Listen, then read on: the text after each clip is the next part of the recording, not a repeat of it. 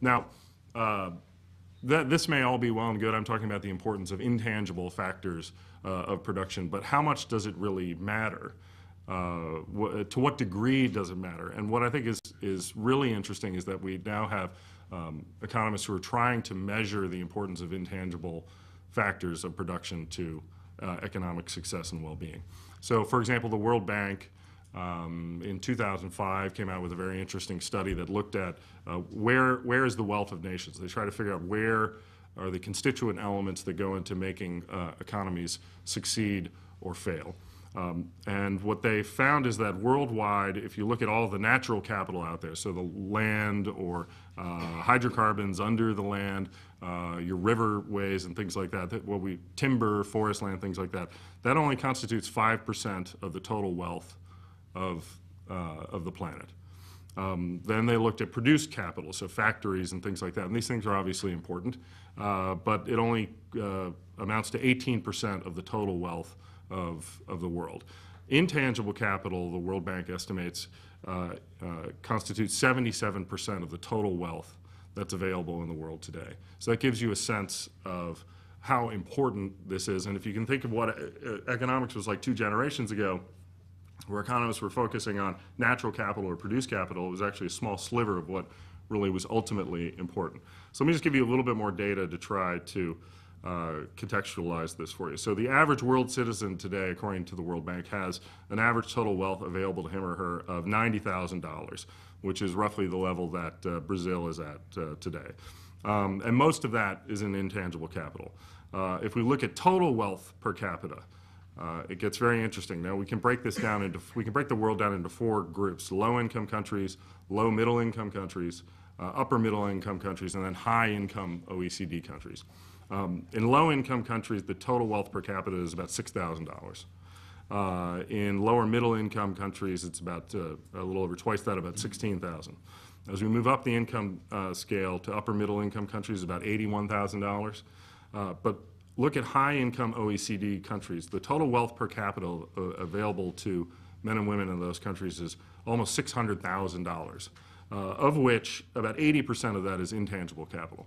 So for example, if you're in the United States, if you're in Mexico and you walk across the border into the United States, all of a sudden the intangible wealth available to you is about $400,000, which is roughly 6 times what it was when you were back in Mexico. So this helps explain things, for example, why it is that people immigrate to the places that they do, because the wealth available to them most people don't even see, because it's embedded in the norms and the rules that govern the economy and economic activity.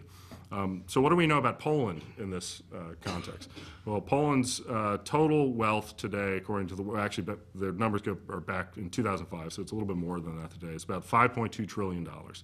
The total wealth per capita back in 2000 in Poland was 113,000, and then in 2005, which were the latest numbers that they gave, it's $135,000. So it's gone up, and we should expect that because Poland had initiated some reforms, obviously in the post-Soviet era in the 90s and the early 2000s, which changed its institutional mix in a way that was largely beneficial for the people of Poland.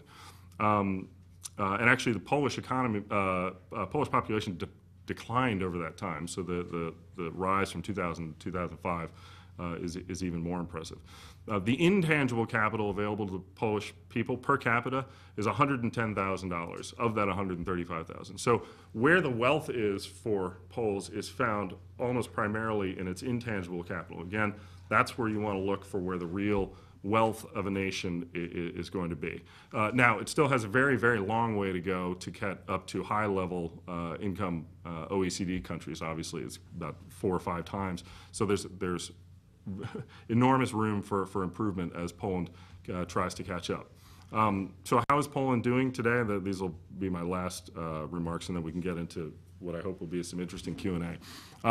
Again, coming out of with the collapse of the Berlin Wall in the early 1990s, Poland initiated a number of economic reforms that helped its economy immensely. But lately, there have been a couple of worrying signs, and I would just like to offer up 2 here. The International Finance Corporation ranks countries and a global index for doing business. Basically, how attractive is it to do business in countries?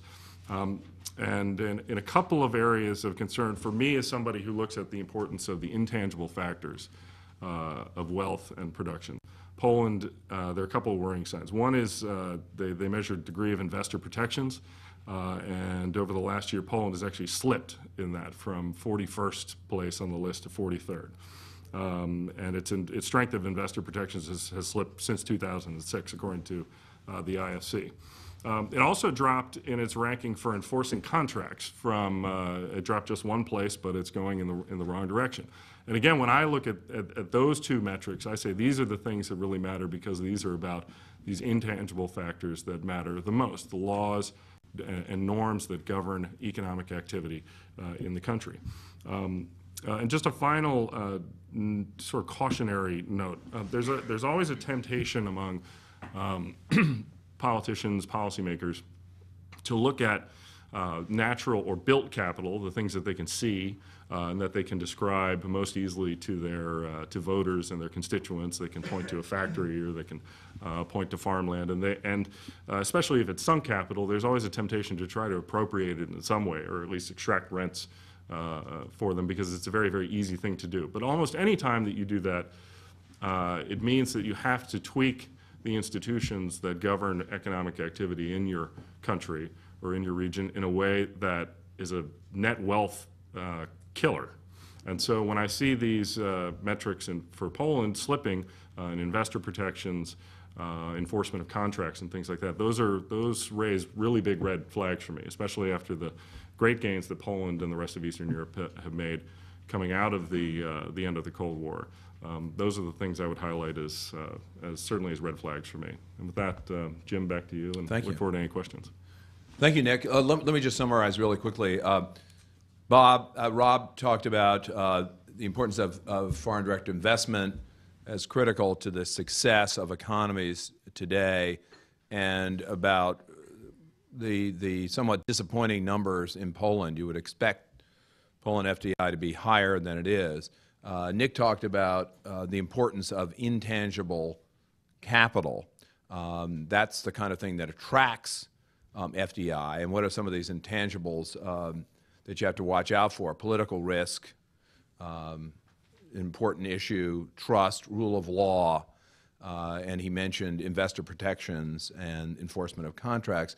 And Hillary mentioned this notorious case that involves DPTG. A lot of people know it's been going on for years, a dispute with Polish Telecom, and the importance of rule of law in that case. And there are others, but that's just sort of the most notorious one. So I think that's the kind of the overall gist of what we heard from our three presenters.